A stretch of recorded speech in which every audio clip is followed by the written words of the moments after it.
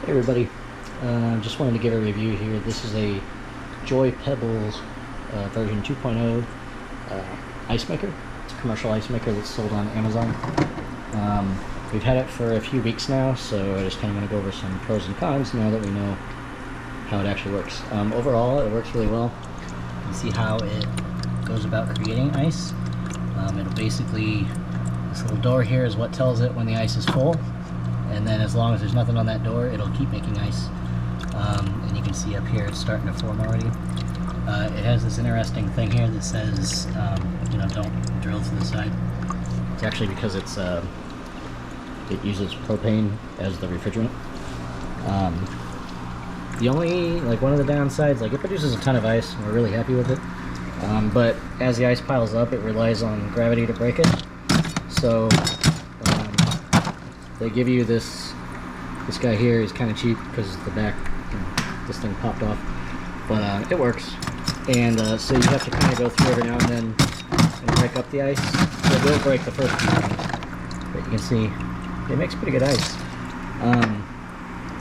We've got 25-gallon bags, so that's what we've been filling with this. And we have this dedicated freezer here where we put the 25-pound bags, and that's what we bring up to the reindeer. Controls are pretty simple. You never really have to do anything with them. Sometimes this will throw an error code, and you just have to unplug it and plug it back in, and that takes care of it. The other issue, actually the biggest one, is there's no pump to pump the water out of the bin up somewhere. So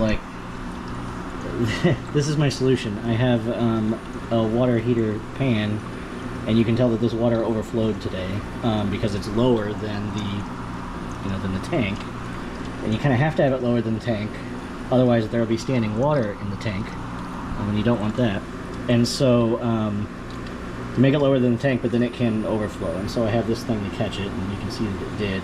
I take this water and I just give it to the dogs, or just plants or whatever. It's perfectly fine. It's drinkable. The ice tastes great. We have pretty good water here. Ice tastes great. This actually, it doesn't waste that much water. Maybe one of those things will fill up in a day. Really that's not much. So you can see the ice is forming. So it's not that loud. I know some of you said it's loud. It's really not. It's only loud whenever this is empty and it drops some ice, but that's what happens in the fridge too. So on the note of this not having a pump, it comes with this hose, which is a dishwasher drain hose, but you want to hook that up to your to your line. I don't know how you're going to do it because it's got to go up. That's above, that's above the level of the tank. So unless it has a pump, there's no way to actually get it up to that line. And if you put the line lower down on the pipes, the problem is then you don't have a trap anymore, and so you might introduce some sewer gases or something coming back up through the through this thing. So I don't really know what they had planned there, but this works for us. It's pretty simple. Really that's about it. This is actually a pretty good unit. It wasn't that expensive. So when it comes down, I just store the thing on top of there. Like I said, the only issue is as this will thaw, it'll form little chunks. You probably won't be able to see them because we've already emptied this, but it'll form little chunks, so you gotta kind of dig at those a little bit. The other thing, this unit's as you can see, it's about the height of a countertop. This is an actual counter behind this countertop level, so it could fit in a countertop.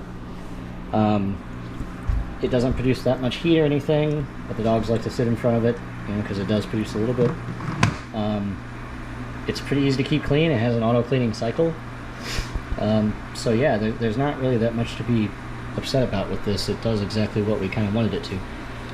Online it's going to say that this makes 130 pounds a day or something like that. I absolutely believe it. But that's only if you stay on top of emptying it. So as soon as this fills up, and you got to keep hitting it to keep the pieces breaking up.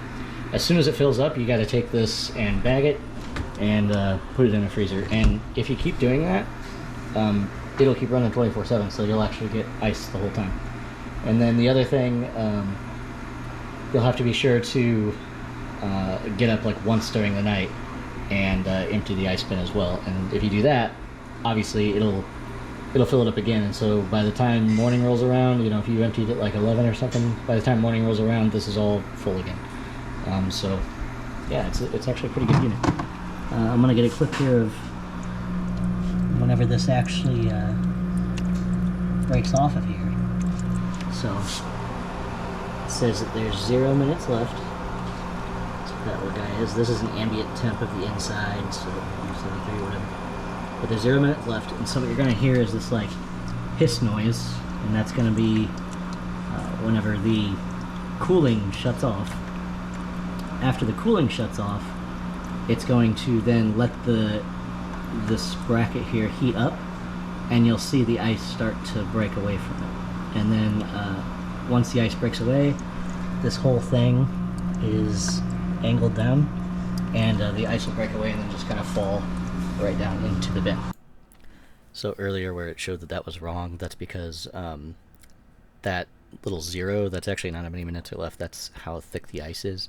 So you can choose to make the ice thinner or thicker. All it means is that it just won't freeze it for as long, or it'll freeze it for longer.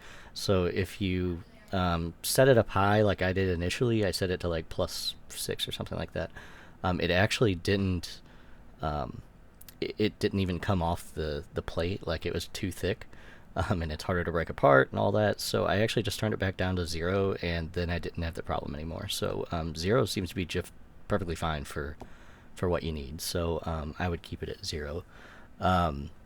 Also, it takes a while for this thing to actually produce the ice, so I decided to make this voiceover. So you can see here, that's where it would start hissing, and now it's going to pop off the plate, and you'll see it start to delaminate. There you go, and then it starts all over again. So it takes about 15 minutes, 13 to 15 minutes per freeze if it's starting from 0, like if it hasn't frozen a while, because it's got to recool that plate. But if it's already in the middle of cooling things, you'll notice that the second round, this is going a lot faster.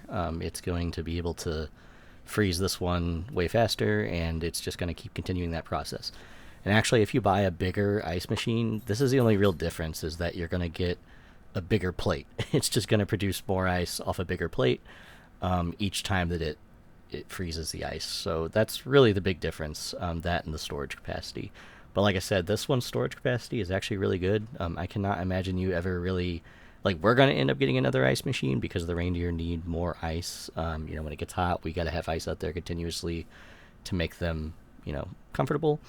But you can certainly do with this for regular use. So yeah, thanks for watching.